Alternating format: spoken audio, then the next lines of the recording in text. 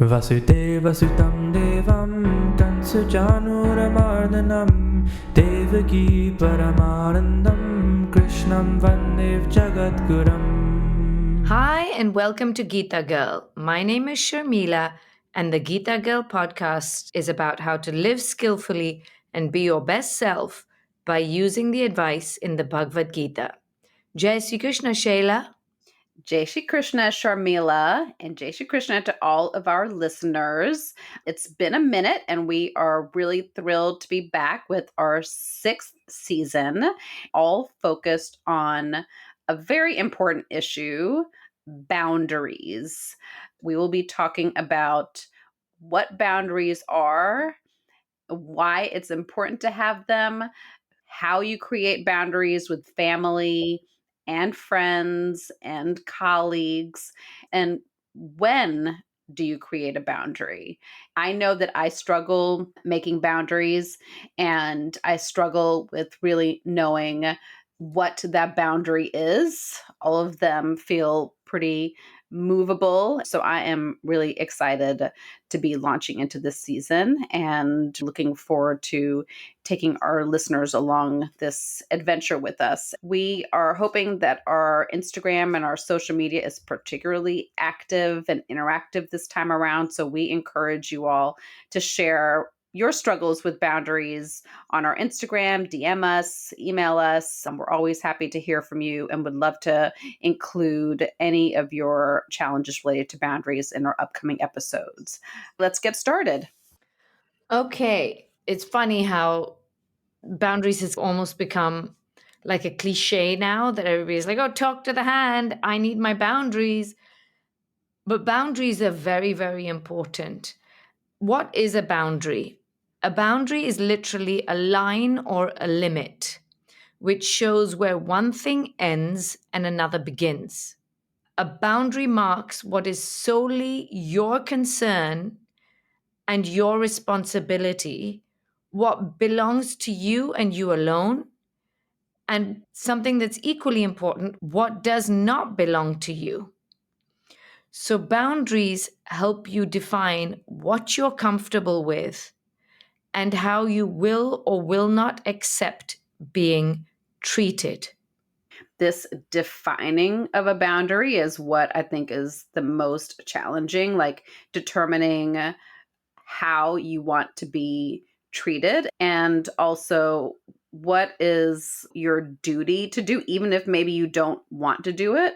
And when are you being maybe taken advantage of? Like, where should you draw that line? And I think depending on who it is, that line can be very flexible and expand and contract. And so, how do we know, Where the where line to is. place that line? Yeah, exactly. Most family members, especially in Indian families, are raised to believe that boundaries should not exist between family members. Because we are family means we don't have boundaries for each other.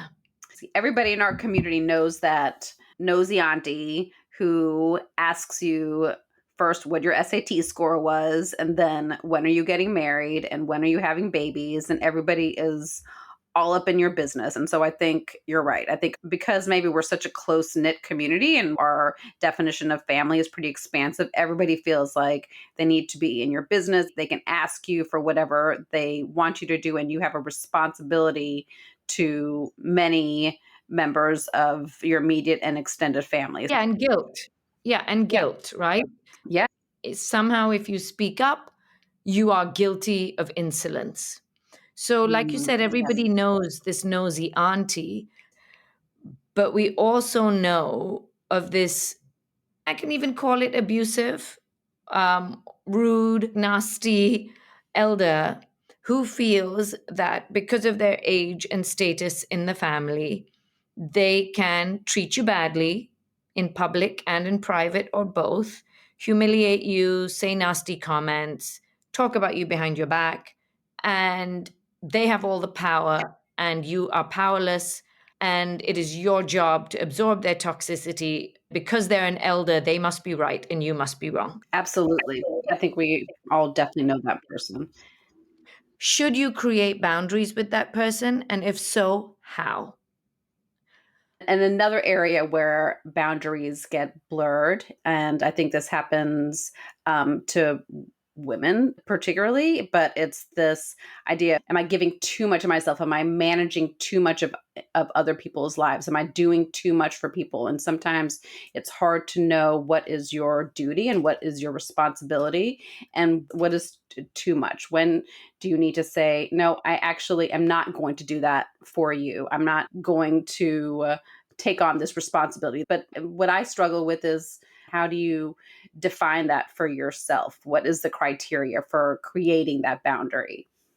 I struggle with the same thing. How do I recognize Yes, when I'm doing too much and what does and doesn't belong to me? And even if I do recognize it, what do I do about it? Like absolutely. how do I go about even saying this to someone or establishing this boundary? How do I do that if we're Yeah. not trained to say no? So it's creating the boundary and then communicating the boundary. So it's really two steps that we're talking about here: is defining it, creating it, and then communicating it to that person Yes. or person. So I think it's actually three steps. One is, wait, do I Yeah. need a boundary here? The awareness that I need a boundary. Number two is, like you said, defining it. What is and isn't acceptable? Yes. And the third is, okay, how do I communicate this? Okay. Interestingly enough, the whole Bhagavad Gita is about Arjun creating a massive boundary with his extended family and doing what he had to do to protect himself and his nuclear family. The whole Gita is Krishna telling Arjun, yeah, you got to stand up and fight for your family, dude. So the entire Gita is about boundaries, boundaries with others, boundaries with yourself, which is something we're going to talk about as well, and how to act on those boundaries. The Gita teaches us that boundaries are essential for the healthy function of a family or any relationship with anyone, including our relationship with ourselves. And we're going to talk about all these aspects of boundaries. For those of you who don't know, the Gita's original language, it was written in Sanskrit. So the Sanskrit word Maryada has multiple meanings. It means boundary, it means propriety of conduct, it means restraint, decorum, dignity, decency, orderliness, self respect, and respect for others. From that one word, Maryada. Wow. It's so interesting because all of these are things that we seek when we set a boundary. We're seeking orderliness, we're seeking respect, we're seeking dignity, and trying to exhibit or show restraint or have others show restraint. And those are all important parts of seeking, setting, and communicating boundaries. What a magical word that is.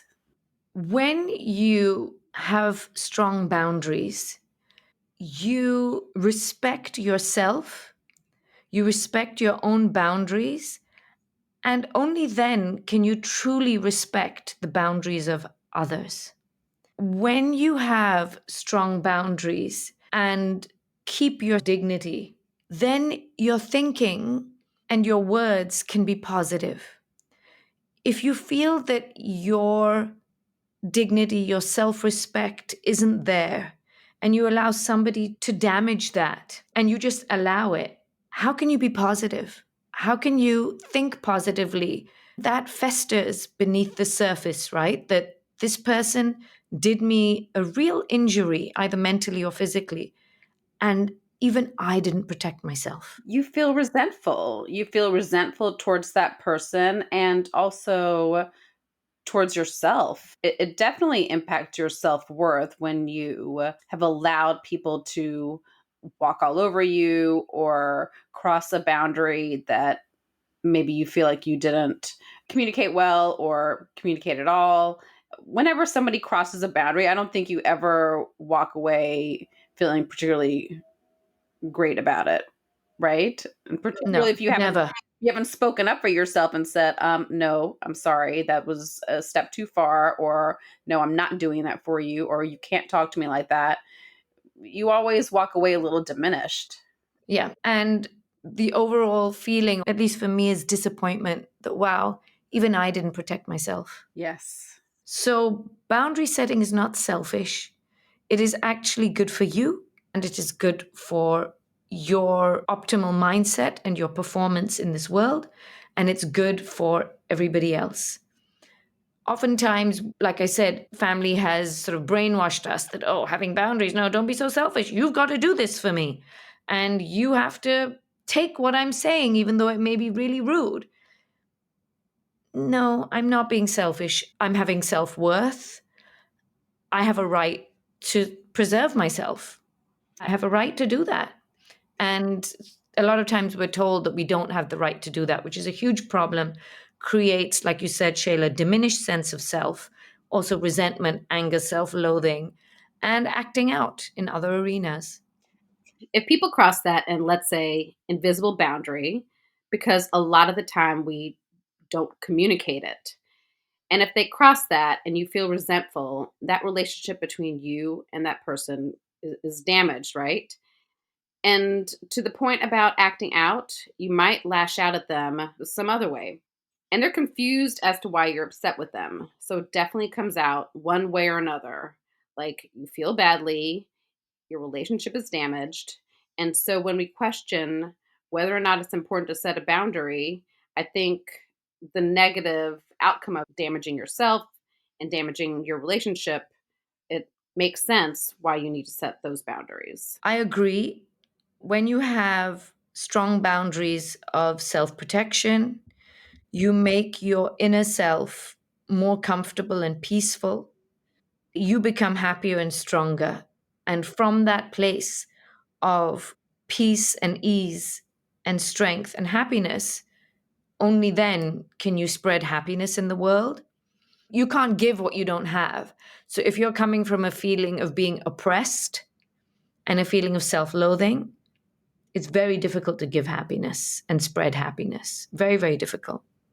In fact, nearly impossible, I'd say. So establishing, communicating, and maintaining your boundaries is an act of love, not only for yourself, but an act of love for everybody else too. Because when you come from a place, like I said, of ease and comfort, only then can you give that to others. Now, let's see what the Bhagavad Gita has to say about boundaries. In chapter 2, verses 12, verses 20 and 24, also in chapter 18, verse 61, Lord Krishna says that our soul, the soul that dwells in the heart of all beings, he says that soul is actually a microcosm of Krishna himself. In chapter 18, verse 61, he says, the Lord dwells in the heart of all beings. And our soul is made of the same substance as God himself and should be revered and treated as such. So our souls and the souls of others is a tiny piece of God himself. And then he goes on to say in chapter 17, verse 19, that any undertaking that is done with the object of destroying or hurting another person or torturing yourself is tamasic. He says this behavior, this undertaking is declared as tamasic. It is toxic. So, deliberately hurting anyone, or deliberately hurting yourself, or allowing anyone else to deliberately hurt you is hurting the soul within you, the God within you. And Krishna says it is a deluded understanding. Krishna says, I declare it as tamasic, toxic. I feel these verses give us permission to create boundaries. Maybe our parents didn't give us permission, or our grandparents, or our in laws, or whoever. This is generational stuff here. Krishna's like, no, this is deluded understanding. I dwell in the soul of everyone, including the soul of you, and either hurting anyone or allowing anyone to hurt you is a deluded understanding of what it means to live on this planet. This is important and very individualized and personal, because sometimes we do things that we're obligated to do, that we're duty bound to do, that maybe are a little boring, like making dinner every night for your family. I'm using just a very basic example, or doing something at work, getting that report in every Friday. Some things that we do are just obligatory and maybe not super exciting, but they're within the realm of what we are duty bound to do. And someone asking us to do that is not necessarily violating a boundary, right? No, And no. but if somebody, example, like a colleague asks you repeatedly to do work for them that they should be doing, and maybe takes credit for it or keeps asking you to do more and more, when it's their responsibility to share that workload, now you're hurting yourself, and that person is not learning anything, and that's crossing a boundary. Or when your family is asking so much of you that you feel that you have no time for yourself, or no time for self-care, or you feel overextended, then that is crossing a boundary, and you need to say, okay, I can help teach you how to do this if that's what you need, but I'm no longer going to be overextending myself for you. You need to learn. I think what the Gita is pointing out is that it's good and important to have boundaries, but what those boundaries are is still something that you have to define, that you have to really think about. And we're going to talk about exactly that in this whole season. We're going to have at least 5 episodes about figuring out what is and isn't your responsibility. And Lord Krishna has a lot to say about that. But yes, there's a difference between fulfilling your duty and maybe being bored or obligated in that process, Right. versus something that's not your duty, and then it goes into people pleasing realm. Those are 2 different things. The Gita definitely indicates that you are worth protecting, and establishing and maintaining your boundaries and what you will and will not tolerate is your responsibility. I was researching boundaries, and there are all these great phrases. You get what you tolerate. Tolerating insult is inviting injury. There are all these great Right. phrases. Things about where to draw that line. But ultimately, it's not somebody else to figure this out for you. That's It is for you to figure this out. That's right. And the flip side of this, and maybe we'll be talking about this in an upcoming episode, is how important it is not only for you to create boundaries, but also for you to respect other people's boundaries. It's essential. Because sometimes when someone sets a boundary with me, I think, oh, wow, I would do this for you. How come you're not doing this for me? Like, I feel a little resentful.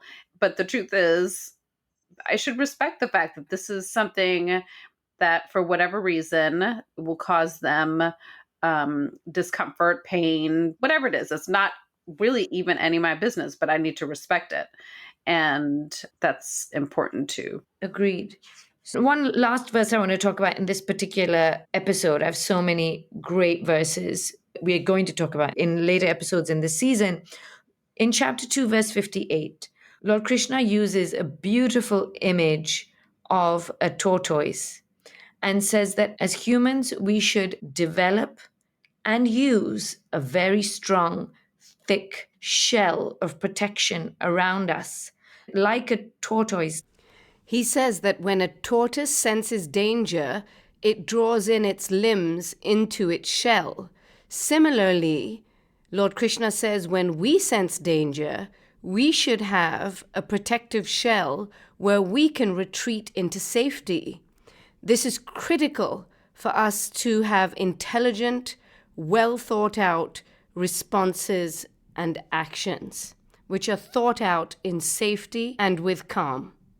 And then you come out of that layer of protection And then you deal with the situation with your intelligence firmly set in wisdom.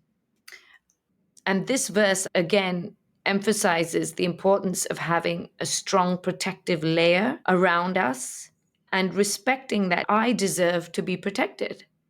I deserve to protect myself. And similarly, other people also are tortoises. And back to your point, Shayla, they also deserve to have their boundaries respected. I absolutely love this analogy. I love it not only because it conveys a sense of self protection, which the Gita is saying you're obligated and gives you full permission to do, but also there's the idea that you have permission to take a pause and reflect on how this makes you feel and where you should set this boundary, because we've talked through all these podcasts about evolution and how the whole point of living and being and existing is to constantly evolve, and part of evolving is pushing your boundaries, pushing yourself to be uncomfortable. But I think it takes some reflection to think, when is this part of my evolution and part of my growth, and when is this harming me? And sometimes you have to take a pause and think about that. There's not always a clear answer, and I love that the Gita gives you permission to say, okay, I need to retreat into my shell to protect myself in this moment, but also to spend some time thinking about, is this making me improve? Is this situation making me better? Or is this causing me harm? And do I need to set a boundary with this other person so that I don't further harm myself? I just really love the idea of being able to take a time out and having permission to do so. Yep, Krishna gives us permission, even if our parents don't, or grandparents. So again, Right. or intergenerational uncles, aunties, even if they don't. Colleagues, family, everybody. Yeah, Lord Krishna does. So You're defining those boundaries constantly. And sometimes it's really obvious when you need to skip a very quick, absolutely not no. And sometimes it's not so obvious and you have to reflect.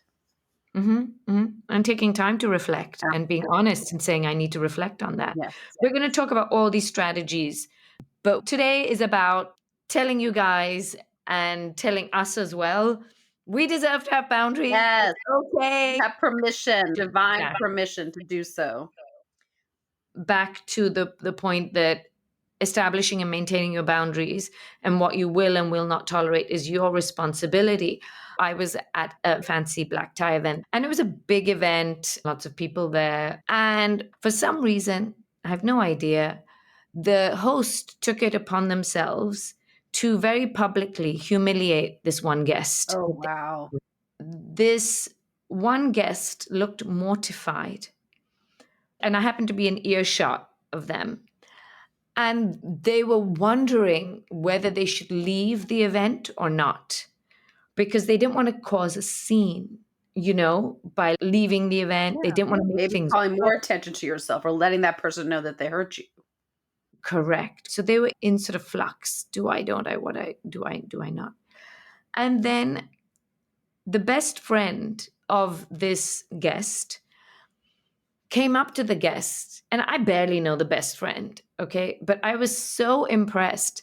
The best friend said, come on, we're leaving. Let's get out of here. We're leaving now.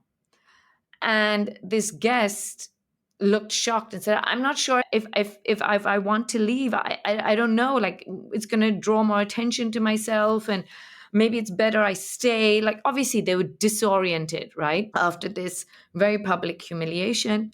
And the best friend said a line that I will never forget. The best friend said, how can you allow yourself to be treated this way? He said, I'm going to get my car. I'm going to wait outside for you for 5 minutes. And I think if you have any self-respect, you're going to get in that car with me. Wow. And they left. They were like, as that other friend's tortoise shell, like providing them security and time to think, right? right. And the guest eventually did leave. But I love that line. How can you allow yourself to be treated this way? Now, that's a good friend. And it's a good question to ask ourselves. Right? It's a good reflective question. Yeah. How can I allow myself to be treated this way? It's a great question. And I haven't seen either of them ever again, but I just thought it was a very cool interaction. It is. I feel so bad for that person. But first of all, thank God that that person had a friend who was willing to protect them and stand up for them. We should all be that person to someone else, and we could always use a friend like that, or be that friend to ourselves in the same way that that Brilliant. person said, how can you allow yourself to be treated this way? Sometimes maybe that's the question to ask. Is this the way I want to be treated? Is this appropriate for this person to be treating me this way? And should I stand for it? Those are the questions that will give you some insight into whether or not you need to draw a firmer line in the sand or create a boundary or communicate that boundary better. And we are going to answer all these questions. Keep staying tuned in. That's right. We're keeping you on a deliberate cliffhanger, so we keep you coming back. Until the next episode, keep thinking about these questions. You have God in you, you have the divine in you, as other people have divine in them. Protect that divine element in you. Krishna says he'd like to be protected. So protect the Krishna in you. I love that. And as always, remember to check us out on Instagram and Facebook at Geeta Girl Podcast. We love to hear from you. So please share with us any stories that you have, particularly about times where you had to set a boundary and it was difficult, or someone overstepped a boundary that you had set and you want some advice. You can DM us on Instagram or Facebook, or you can email us at sharmila@geethagirl.com. We will not name any names, but we would love to use your example in the podcast if you give us permission to do so. Your example, while painful for you maybe, could definitely be helpful for others. We will be talking more about this in the next few podcasts, but definitely start practicing all the tools that we have shared from the Geeta about how to set your own boundaries. And most of all, we want you to remember to give yourself permission to set boundaries. We will be practicing as well. We want to thank everyone for listening, and we look forward to connecting with you again on another podcast. Jai Shri Krishna. Jai Shri Krishna, everyone. Vasudeva Sutam Devam Kansujanuramardanam Devaki Paramanandam Krishnam Vandev Jagadguram